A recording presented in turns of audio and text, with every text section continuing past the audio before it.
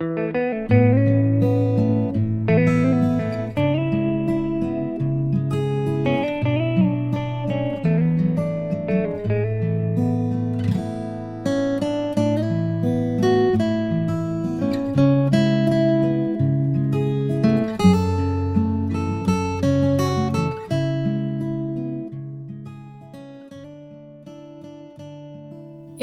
de Jésus-Christ selon saint Luc.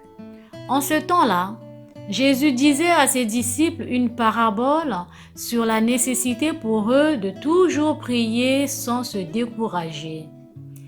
Il y avait dans une ville un juge qui ne craignait pas Dieu et ne respectait pas les hommes.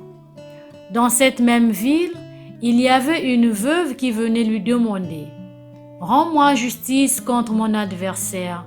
Longtemps, il refusa. Puis il se dit, même si je ne crains pas Dieu et ne respecte personne, comme cette veuve commence à m'ennuyer, je vais lui rendre justice pour qu'elle ne vienne plus sans cesse m'assommer. Le Seigneur ajouta, écoutez bien ce que dit ce juge dépourvu de justice. Et Dieu ne ferait pas justice à ses élus qui crient vers lui jour et nuit.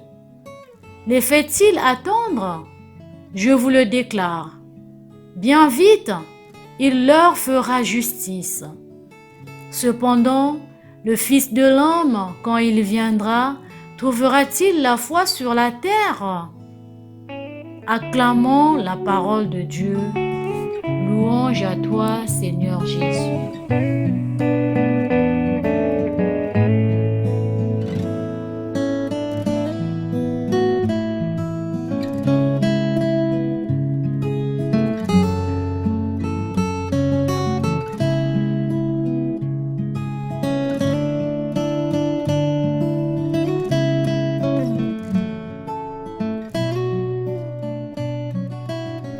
Chères auditrices, chers auditeurs de 3 minutes de l'Évangile, bonjour.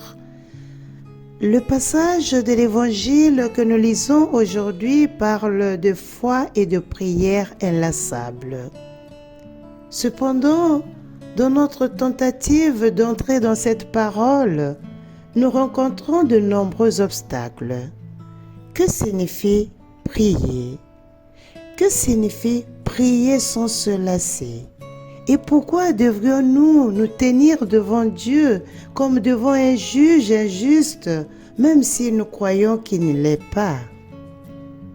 S'agissant de la prière, disons qu'elle est une relation. Un premier pas pour lire ce passage avec plus de clarté consiste à purifier notre image de la prière, qui, grâce aussi à la parabole, nous représente comme postulant tel ou tel problème concret de notre vie. La prière adressée à Dieu est en effet bien différente de la prière que nous pouvons adresser aux hommes. La prière adressée à Dieu est une relation avec lui. Nous sommes à la recherche de cet interlocuteur très spécial lorsque nous prions. Dans un voyage d'intériorité vers ce lieu mystérieux et authentique où nous pouvons le rencontrer, Dieu est là. Dieu connaît nos cœurs. Il sait ce dont nous avions besoin.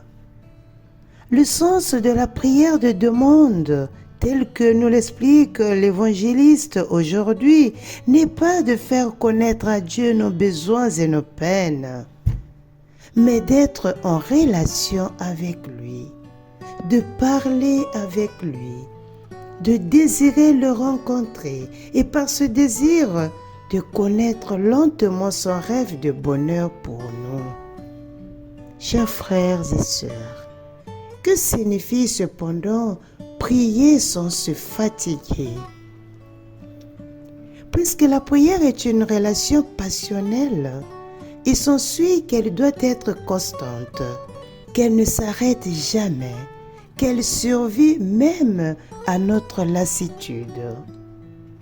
Il est très facile d'arrêter de prier, de faire de la prière un événement occasionnel et non essentiel de nos journées. Et nous pouvons le vérifier quand nous sommes devant les méandres de la vie, devant les difficultés de la vie. La prière devient occasionnelle. C'est douloureux lorsque cela se produit, car cela signifie que les conversations avec l'ami le plus proche sont devenues aussi intéressantes que les conversations occasionnelles avec un opérateur de centre d'appel. Chacun de nous sait que aimer demande de la constance, que soit on aime tout le temps sans jamais se lasser, soit on n'aime pas. Ainsi en est-il de la prière. Chacun de nous, si nous regardons sincèrement notre vie, peut se voir comme cette veuve dont nous parle l'évangéliste aujourd'hui. C'est une personne à qui on a enlevé quelque chose. Une personne qui devient incapable d'aimer comme il le voudrait. Une personne qui n'est plus en paix avec ses frères. Une personne qui devient incapable de partager avec les autres. Aspirer à cet effet à la plénitude, savoir qu'il nous incombe d'être capable d'aimer, de vivre en paix, de voir les autres comme des frères et non comme des ennemis, voilà l'élan de la constance et de l'insistance dont nous parle l'évangéliste. Seule cette conscience oriente le cœur vers Dieu et donne la force de prier, d'exiger la justice, mais surtout de la pratiquer. Bon dimanche et surtout bonne méditation à tous et à chacun.